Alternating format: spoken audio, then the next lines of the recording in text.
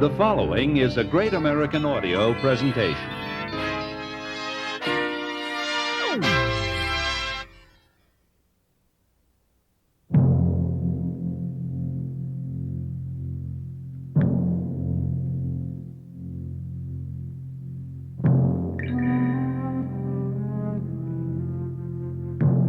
The Monkey's Paw by W.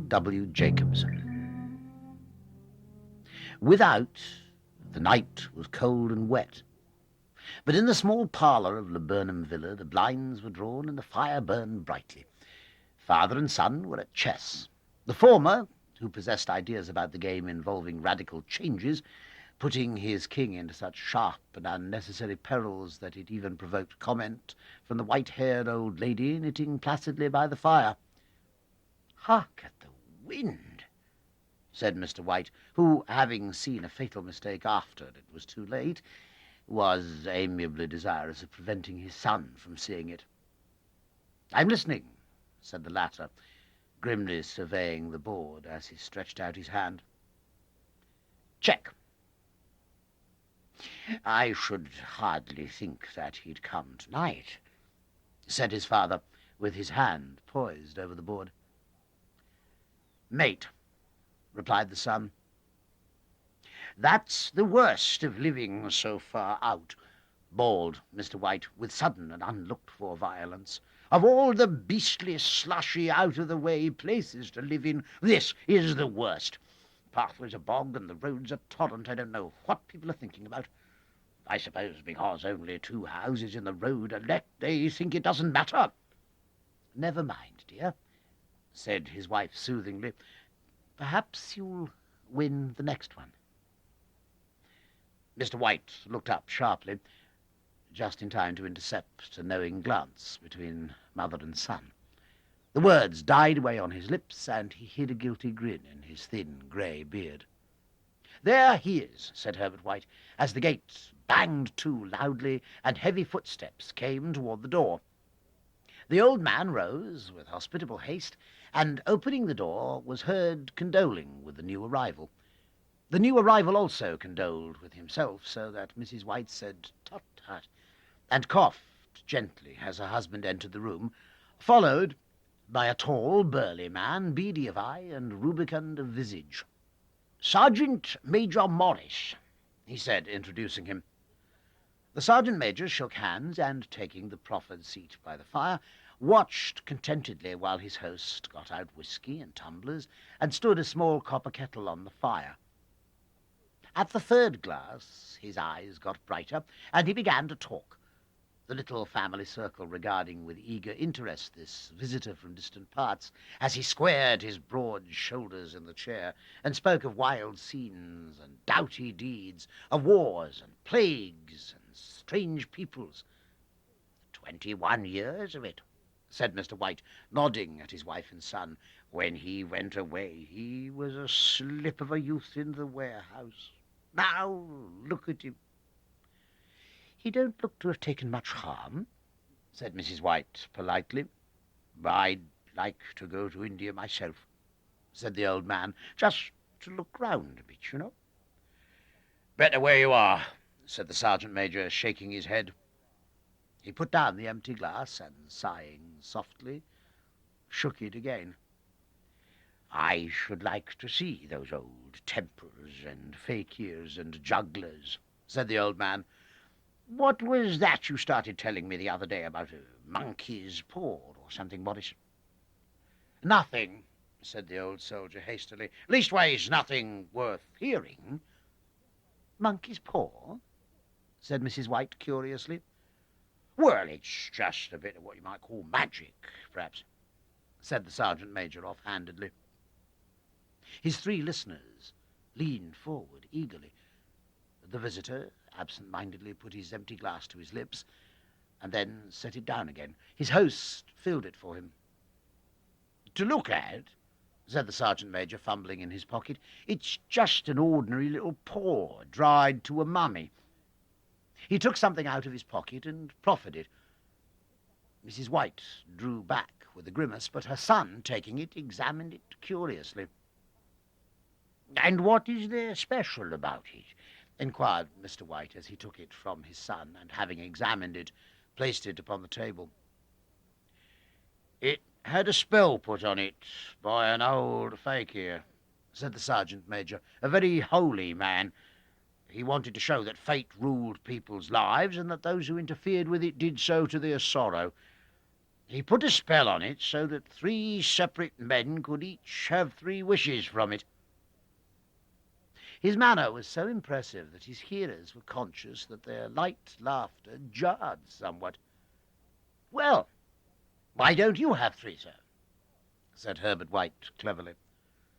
The soldier regarded him in the way that middle age is wont to regard presumptuous youth. I have, he said quietly, and his blotchy face whitened. And did you really have the 3 wishes granted? Asked Mrs. White. I did, said the sergeant major, and his glass tapped against his strong teeth. And has anybody else wished? Persisted the old lady. The first man had his 3 wishes. Yes, was the reply. I don't know what the first 2 were, but the third was for death. That's how I got the paw. His tones were so grave that a hush fell upon the group. If you've had your 3 wishes, it's no good to you now then, Morris, said the old man at last. What do you keep it for? The soldier shook his head. Fancy, I suppose, he said slowly. I did have some idea of selling it, but I don't think I will. It's caused enough mischief already. Besides, people won't buy. They think it's a fairy tale. Some of them, and those who do think anything of it, want to try it first and pay me afterward. If you could have another 3 wishes, said the old man, eyeing him keenly, would you have them? I don't know, said the other. I don't know. He took the paw, and dangling it between his forefinger and thumb, suddenly threw it upon the fire. White, with a slight cry, stooped down and snatched it off. Better let it burn, said the soldier solemnly. If you don't want it, Morris, said the other, give it to me. I won't, said his friend doggedly. I threw it on the fire. If you keep it, don't blame me for what happens. Pitch it on the fire again like a sensible man. The other shook his head and examined his new possession closely. How do you do it? He inquired. Hold it up in your right hand and wish aloud, said the sergeant major. But I warn you of the consequences. Sounds like the Arabian Nights, said Mrs. White, as she rose and began to set the supper. Don't you think you might wish for 4 pairs of hands for me? Her husband drew the talisman from his pocket, and then all 3 burst into laughter as the sergeant major, with a look of alarm on his face, caught him by the arm. If you must wish, he said gruffly, wish for something sensible. Mr. White dropped it back in his pocket and, placing chairs, motioned his friend to the table. In the business of supper, the talisman was partly forgotten, and afterward the 3 sat listening in an enthralled fashion to a second instalment of the soldier's adventures in India. If the tale about the monkey's paw is not more truthful than those he's been telling us, said Herbert as the door closed behind their guest, just in time for him to catch the last train, we shan't make much out of it. Did you give him anything for it, Father? Inquired Mrs. White, regarding her husband closely. A trifle, said he, colouring slightly. He didn't want it, but I made him take it. And he pressed me again to throw it away. Likely, said Herbert with pretended horror. Why, we're going to be rich and famous and happy. Wish to be an emperor, Father, to begin with, then you can't be henpecked. He darted round the table, pursued by the maligned Mrs. White, armed with an antimacassar. Mr. White took the paw from his pocket and eyed it dubiously. "I don't know what to wish for, and that's a fact," he said slowly. "It seems to me I've got all I want." "If you only cleared the house, you'd be quite happy, wouldn't you?" said Herbert, with his hand on his shoulder. "Well, wish for £200, then. That'll just do it." His father, smiling shamefacedly at his own credulity, held up the talisman, as his son, with a solemn face somewhat marred by a wink at his mother, sat down at the piano and struck a few impressive chords. "I wish for £200, said the old man distinctly. A fine crash from the piano greeted the words, interrupted by a shuddering cry from the old man. His wife and son ran toward him. "It moved!" he cried, with a glance of disgust at the object as it lay on the floor. "As I wished, it twisted in my hand like a snake." "Well, I don't see the money," said his son, as he picked it up and placed it on the table, "and I bet I never shall." "It must have been your fancy, father," said his wife, regarding him anxiously. He shook his head. "Never mind, though. There's no harm done. But it gave me a shock all the same." They sat down by the fire again while the two men finished their pipes. Outside, the wind was higher than ever, and the old man started nervously at the sound of a door banging upstairs. A silence unusual and depressing settled upon all three, which lasted until the old couple rose to retire for the night.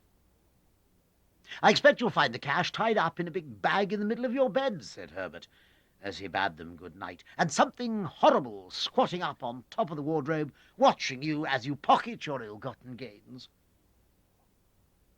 He sat alone in the darkness, gazing at the dying fire and seeing faces in it. The last face was so horrible and so simian that he gazed at it in amazement. It got so vivid that, with a little uneasy laugh, he felt on the table for a glass containing a little water to throw over it.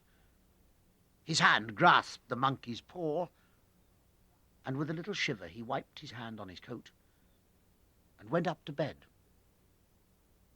In the brightness of the wintry sun next morning, as it streamed over the breakfast table, he laughed at his fears. There was an air of prosaic wholesomeness about the room which it had lacked on the previous night, and the dirty, shriveled little paw was pitched on the sideboard with a carelessness which betokened no great belief in its virtues. "I suppose all old soldiers are the same," said Mrs. White. "The idea of our listening to such nonsense! How could wishes be granted in these days? And if they could, how could £200 hurt you, father?" "Might drop on his head from the sky," said the frivolous Herbert. "Morris said the things happened so naturally," said his father, "that you might, if you so wished, attribute it to coincidence." "Well, don't break into the money before I come back," said Herbert, as he rose from the table. "I'm afraid it'll turn you into a mean, avaricious man, and we shall have to disown you." His mother laughed, and, following him to the door, watched him down the road, and, returning to the breakfast table, was very happy at the expense of her husband's credulity. All of which did not prevent her from scurrying to the door at the postman's knock, nor prevent her from referring somewhat shortly to retired sergeant majors of bibulous habits when she found that the post brought a tailor's bill. "Herbert will have some more of his funny remarks, I expect, when he comes home," she said, as they sat at dinner. "I dare say," said Mr. White, pouring himself out some beer. "But for all that, the thing moved in my hand, that I'll swear to." "You thought it did," said the old lady soothingly. "I say it did," replied the other. "There was no thought about it. I had just... What's the matter?" His wife made no reply. She was watching the mysterious movements of a man outside, who, peering in an undecided fashion at the house, appeared to be trying to make up his mind to enter. In mental connection with the £200, she noticed that the stranger was well dressed and wore a silk hat of glossy newness. 3 times he paused at the gate and then walked on again. The 4th time he stood with his hand upon it, and then with sudden resolution flung it open and walked up the path. Mrs. White, at the same moment, placed her hands behind her, and hurriedly unfastening the strings of her apron, put that useful article of apparel beneath the cushion of her chair. She brought the stranger, who seemed ill at ease, into the room. He gazed at her furtively and listened in a preoccupied fashion as the old lady apologized for the appearance of the room and her husband's coat, a garment which he usually reserved for the garden. She then waited, as patiently as her sex would permit, for him to broach his business. But he was at first strangely silent. "I was asked to call," he said at last, and stooped and picked a piece of cotton from his trousers. "I come from Moore and Meggin's." The old lady started. "Is anything the matter?" she asked breathlessly. "Has anything happened to Herbert? What is it? What is it?" Her husband interposed. There, mother," he said hastily. "Sit down and don't jump to conclusions. You've not brought bad news, I'm sure, sir." And he eyed the other wistfully. "I'm sorry," began the visitor. "Is he hurt?" demanded the mother wildly. The visitor bowed in assent. "Badly hurt," he said quietly, "but he's not in any pain." "Oh, thank God," said the old woman, clasping her hands. "Thank God for that. Thank—" She broke off suddenly, as the sinister meaning of the assurance dawned upon her, and she saw the awful confirmation of her fears in the other's averted face. She caught her breath, and turning to her slower-witted husband, laid her trembling old hand upon his. There was a long silence. "He was caught in the machinery," said the visitor at length in a low voice. "Caught in the machinery," repeated Mr. White in a dazed fashion. "Yes." He sat staring blankly out at the window, and taking his wife's hand between his own, pressed it as he had been wont to do in their old courting days nearly 40 years before. "He was the only one left to us," he said, turning gently to the visitor. "It is hard." The other coughed, and rising, walked slowly to the window. "The firm wished me to convey their sincere sympathy with you in your great loss," he said, without looking round. "I beg that you will understand I am only their servant and merely obeying orders." There was no reply. The old woman's face was white, her eyes staring and her breath inaudible. On the husband's face was a look such as his friend the sergeant major might have carried into his first action. "I was to say that Moore and Meggin's disclaim all responsibility," continued the other. "They admit no liability at all, but in consideration of your son's services, they wish to present you with a certain sum as compensation." Mr. White dropped his wife's hand, and rising to his feet gazed with a look of horror at his visitor. His dry lips shaped the words, "How much?" £200 was the answer. Unconscious of his wife's shriek, the old man smiled faintly, put out his hands like a sightless man, and dropped, a senseless heap, to the floor. In the huge new cemetery, some 2 miles distant, the old people buried their dead and came back to a house steeped in shadow and silence. It was all over so quickly that at first they could hardly realize it, and remained in a state of expectation as though of something else to happen. Something else which was to lighten this load too heavy for old hearts to bear. But the days passed, and expectation gave place to resignation. The hopeless resignation of the old, sometimes miscalled apathy. Sometimes they hardly exchanged a word, for now they had nothing to talk about, and their days were long to weariness.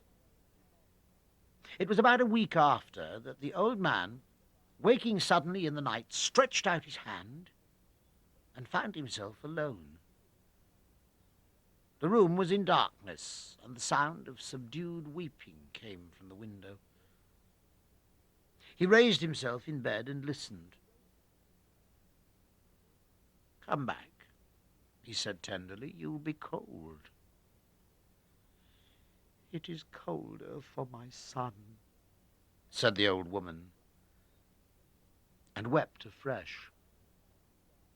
The sound of her sobs died away on his ears.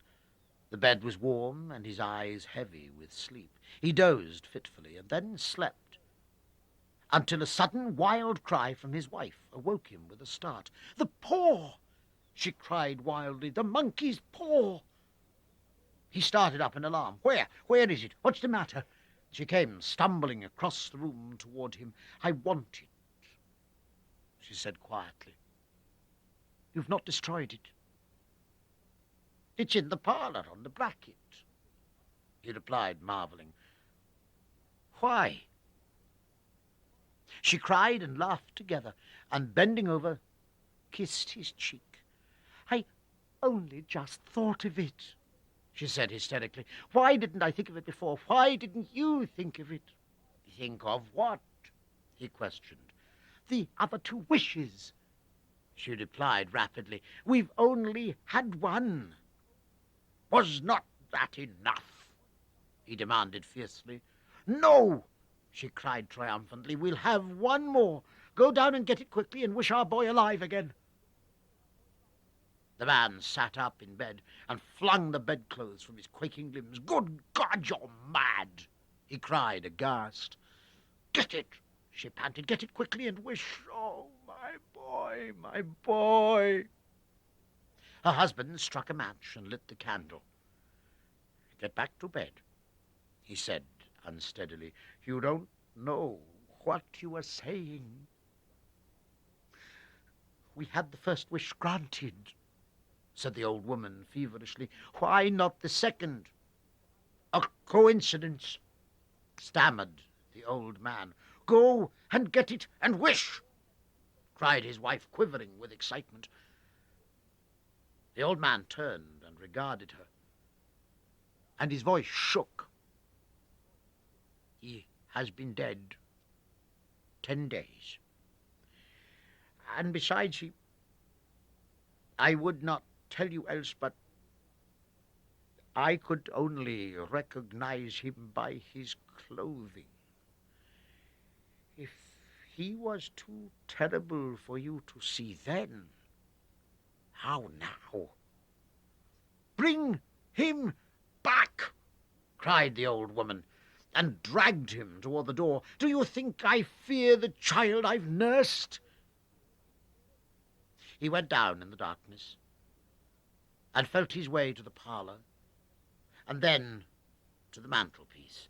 The talisman was in its place, and a horrible fear that the unspoken wish might bring his mutilated son before him ere he could escape from the room seized him, and he caught his breath as he found that he had lost the direction of the door.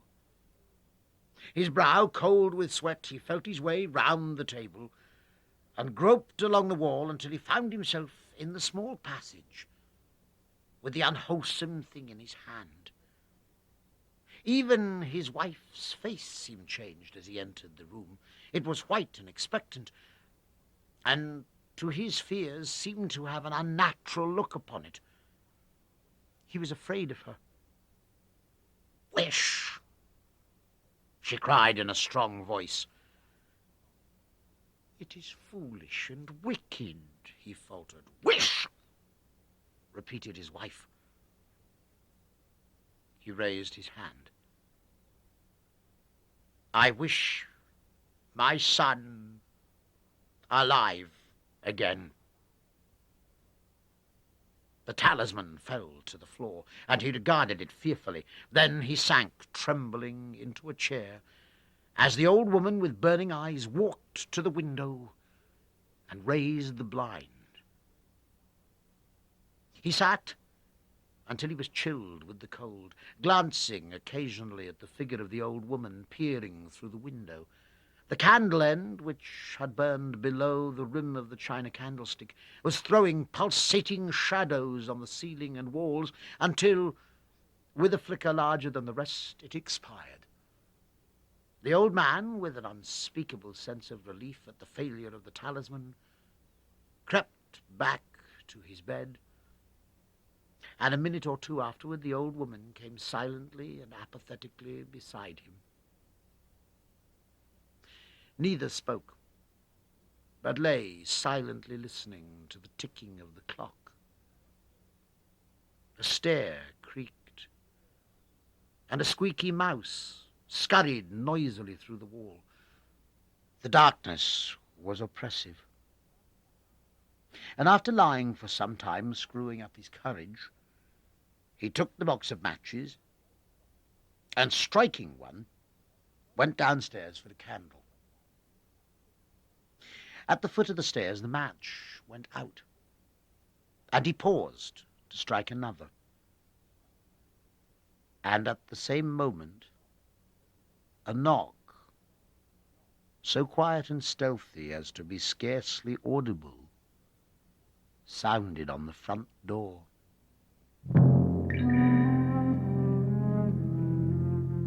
To continue this program, please turn the cassette over to side 2.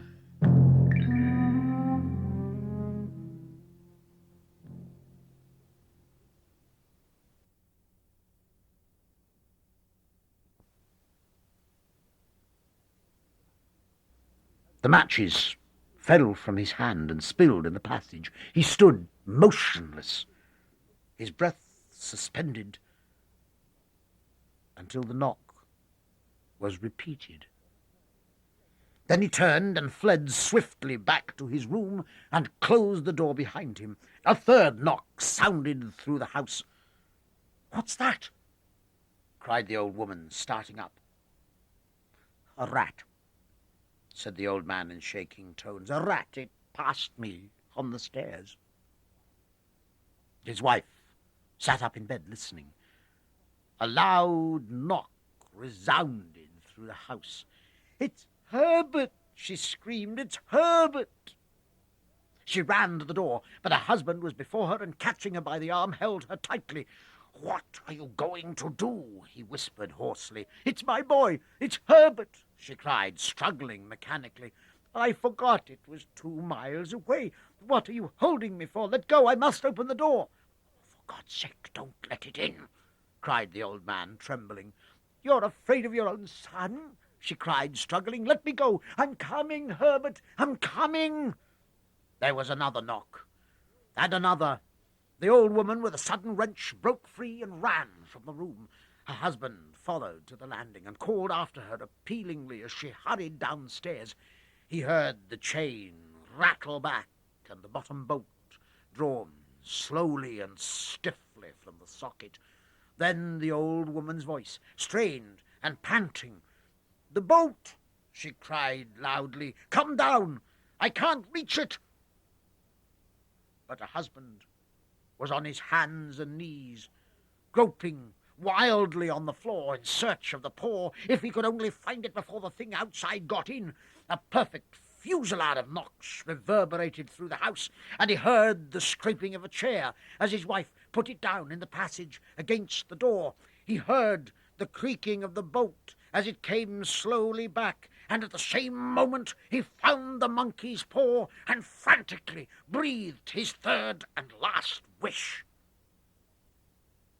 The knocking ceased suddenly, although the echoes of it were still in the house. He heard the chair drawn back, and the door opened. A cold wind rushed up the staircase, and a long, loud wail of disappointment and misery from his wife gave him courage to run down to her side and then to the gate beyond. The street lamp, flickering opposite, shone on a quiet and deserted road.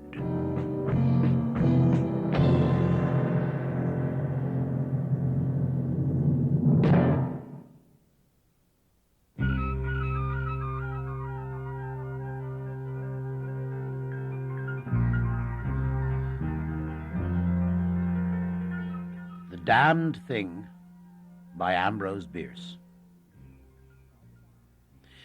By the light of a tallow candle which had been placed on one end of a rough table, a man was reading something written in a book. It was an old account book, greatly worn, and the writing was not apparently very legible, for the man sometimes held the page close to the flame of the candle to get a stronger light on it. The shadow of the book would then throw into obscurity a half of the room, darkening a number of faces and figures, for besides the reader, 8 other men were present. 7 of them sat against the rough log walls, silent, motionless, and the room being small, not very far from the table. By extending an arm, any one of them could have touched the 8th man, who lay on the table, face upward, partly covered by a sheet, his arms at his sides. He was dead. The man with the book was not reading aloud, and no one spoke. All seemed to be waiting for something to occur. The dead man only was without expectation. From the blank darkness outside came in, through the aperture that served for a window, all the ever-unfamiliar noises of night in the wilderness, the long, nameless note of a distant coyote, the stilly, pulsing trill of tireless insects in trees, strange cries of night birds, so different from those of the birds of day, the drone of great blundering beetles, and all that mysterious chorus of small sounds that seem always to have been but half heard when they have suddenly ceased, as if conscious of an indiscretion. But nothing of all this was noted in that company. Its members were not overmuch addicted to idle interest in matters of no practical importance. That was obvious in every line of their rugged faces, obvious even in the dim light of the single candle. They were evidently men of the vicinity, farmers and woodsmen. The person reading was a trifle different. One would have said of him that he was of the world, worldly, albeit there was that in his attire which attested a certain fellowship with the organisms of his environment.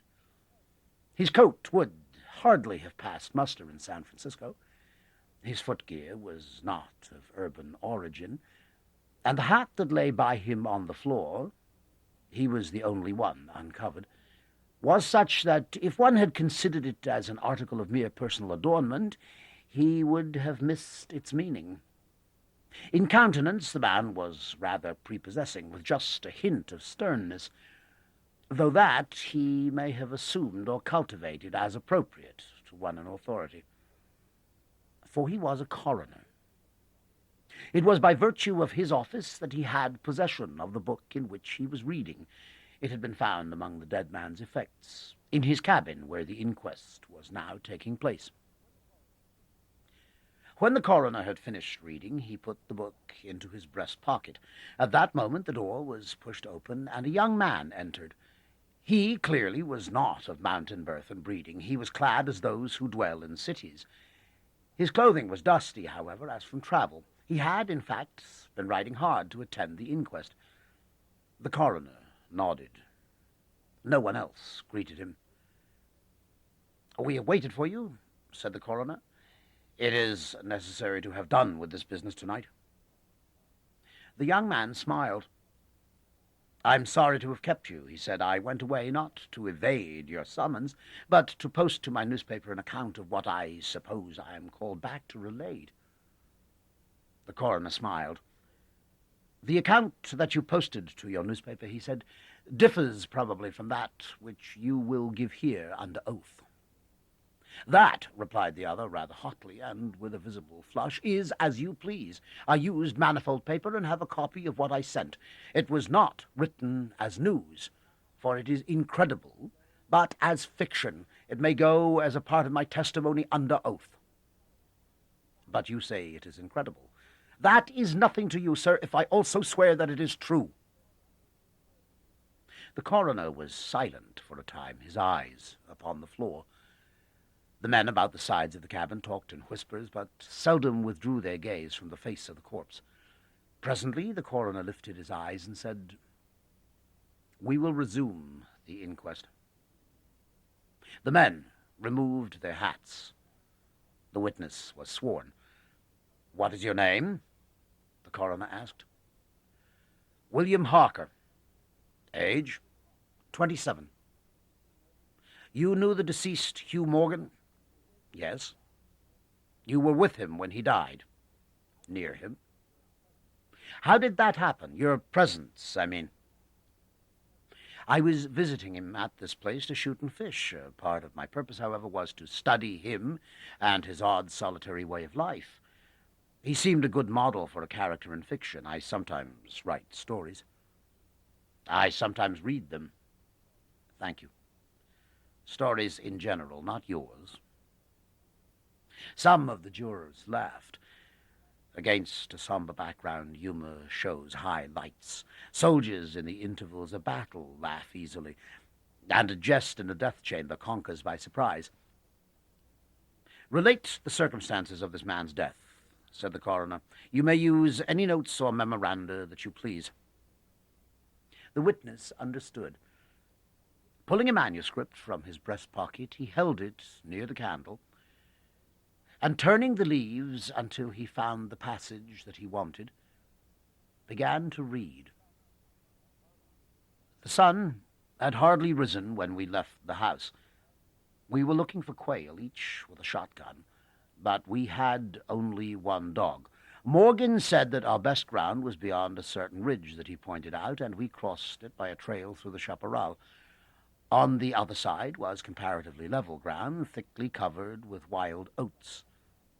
As we emerged from the chaparral, Morgan was but a few yards in advance. Suddenly we heard, at a little distance to our right and partly in front, a noise as of some animal thrashing about in the bushes, which we could see were violently agitated.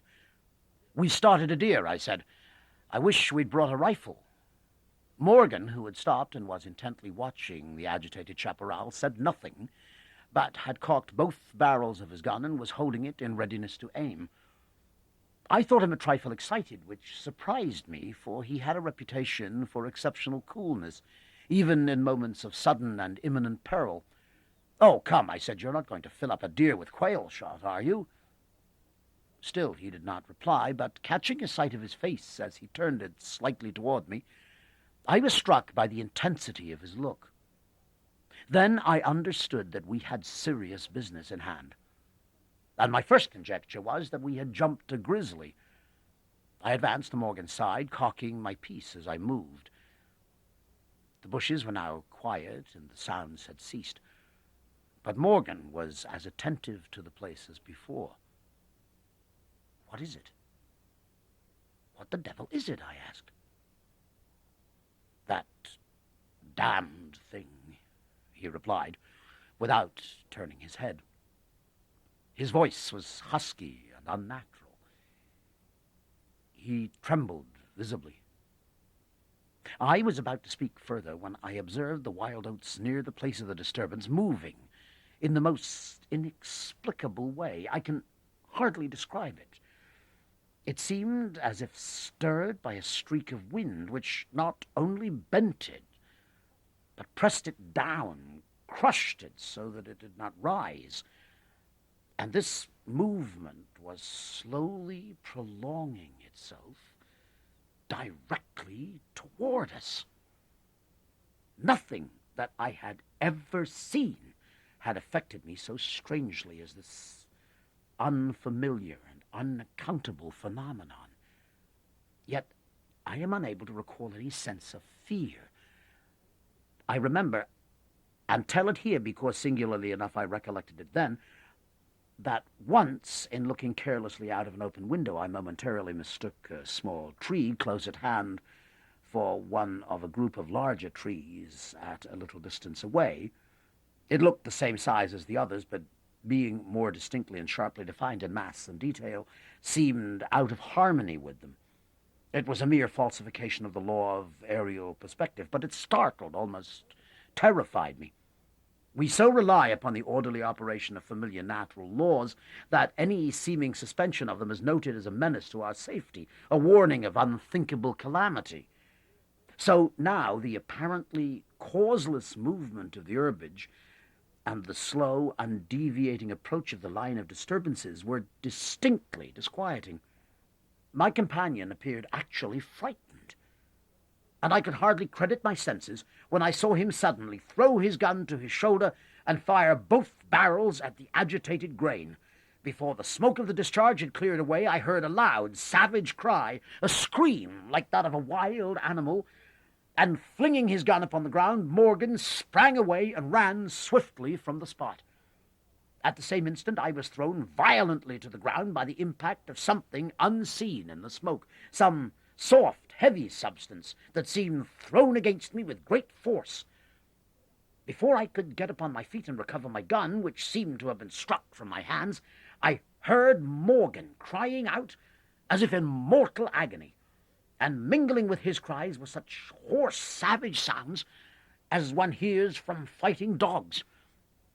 Inexpressibly terrified, I struggled to my feet and looked in the direction of Morgan's retreat, and may heaven in mercy spare me from another sight like that. At a distance of less than 30 yards was my friend, down upon one knee, his head thrown back at a frightful angle, hatless, his long hair in disorder, and his whole body in violent movement from side to side, backward and forward. His right arm was lifted and seemed to lack the hand. At least I could see none. The other arm was invisible. At times, as my memory now reports this extraordinary scene, I could discern but a part of his body. It was as if he had been partly blotted out. I cannot otherwise express it. Then a shifting of his position would bring it all into view again. All this must have occurred within a few seconds, yet in that time Morgan assumed all the postures of a determined wrestler vanquished by superior weight and strength.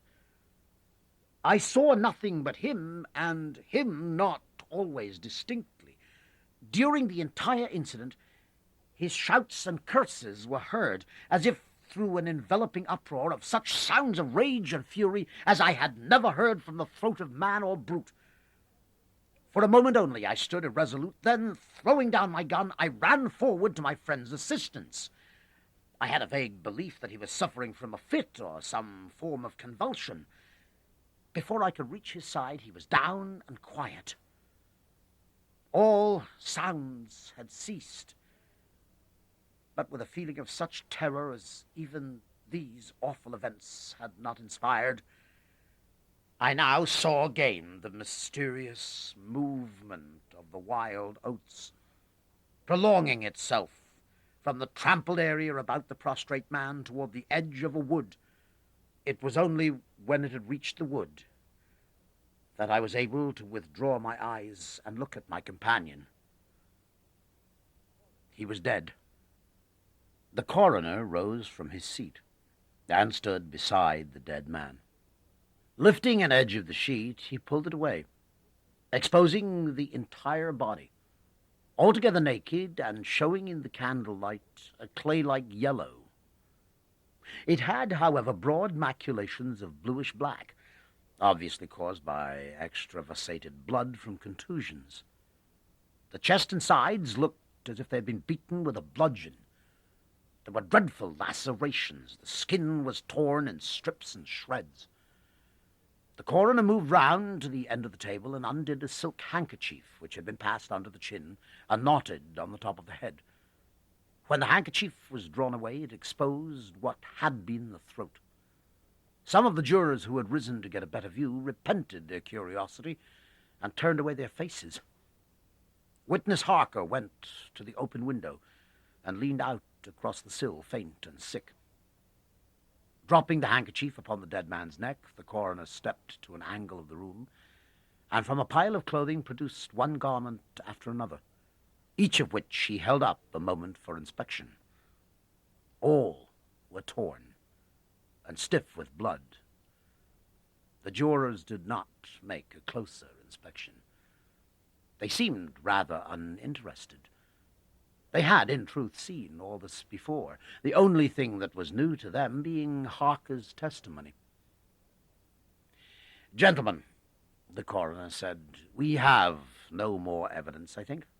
Your duty has been already explained to you. If there is nothing you wish to ask, you may go outside and consider your verdict." The foreman rose, a tall, bearded man of 60, coarsely clad. "I should like to ask one question, Mr. Coroner," he said. "What asylum did your last witness escape from?" "Mr. Harker," said the coroner gravely and tranquilly, "from what asylum did you last escape?"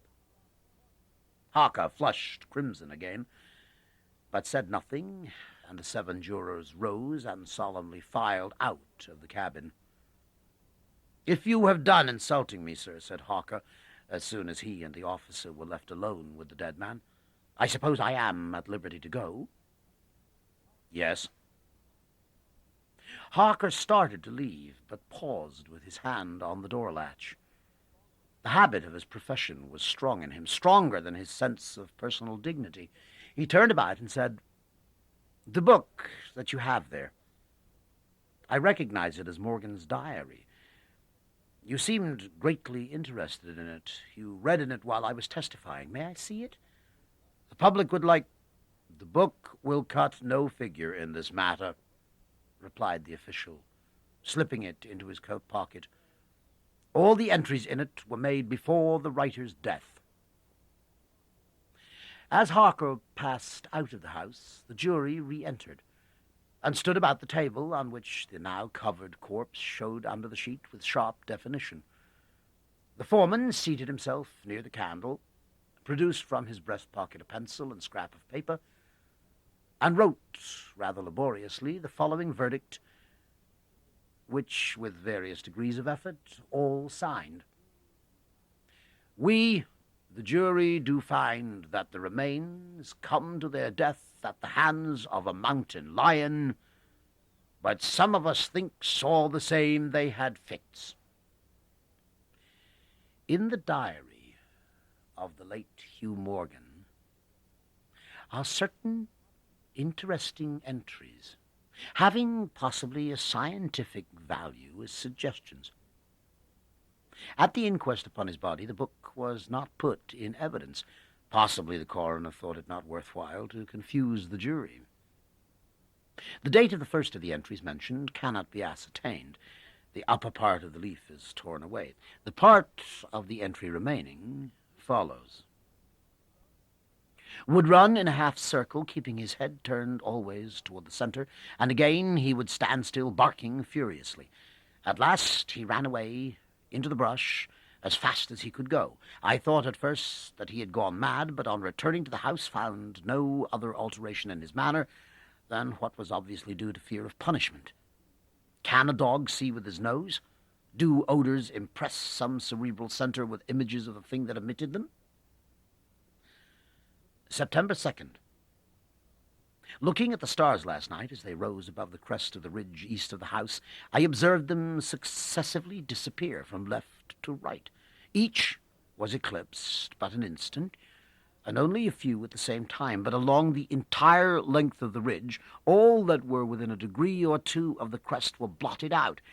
It was as if something had passed along between me and them, but I could not see it, and the stars were not thick enough to define its outline. Ugh! I don't like this. Several weeks' entries are missing, 3 leaves being torn from the book. September 27th.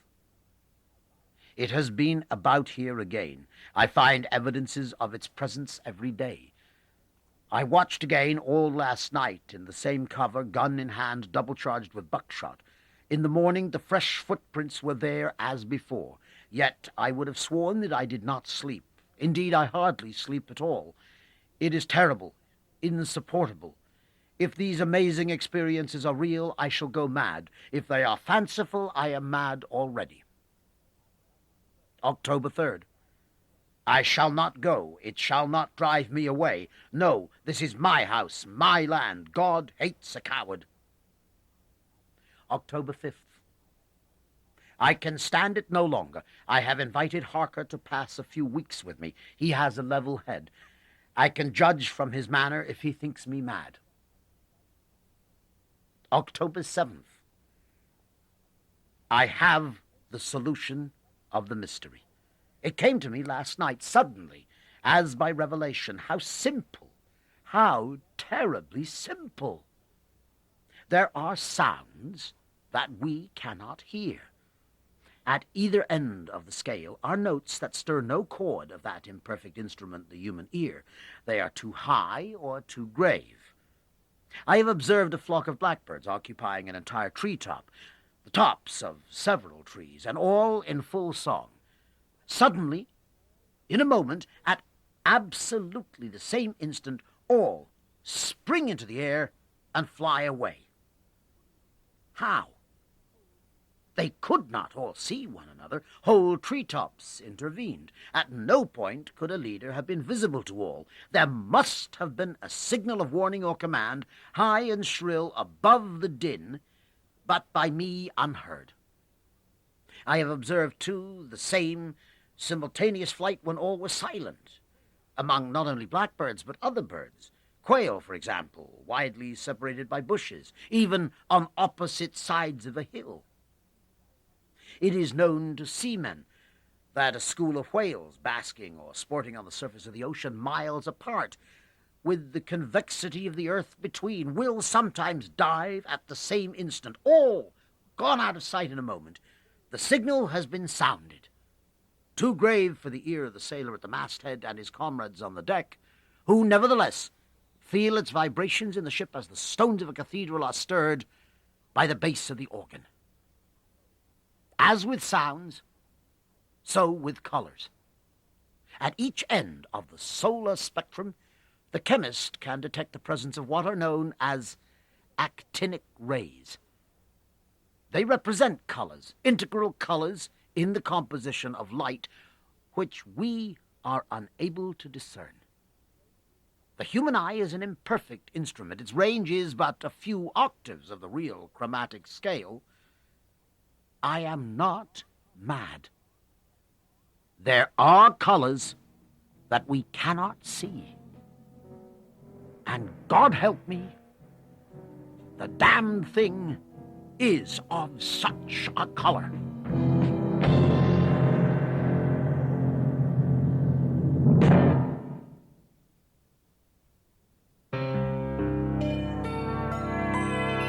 This has been a Great American Audio presentation.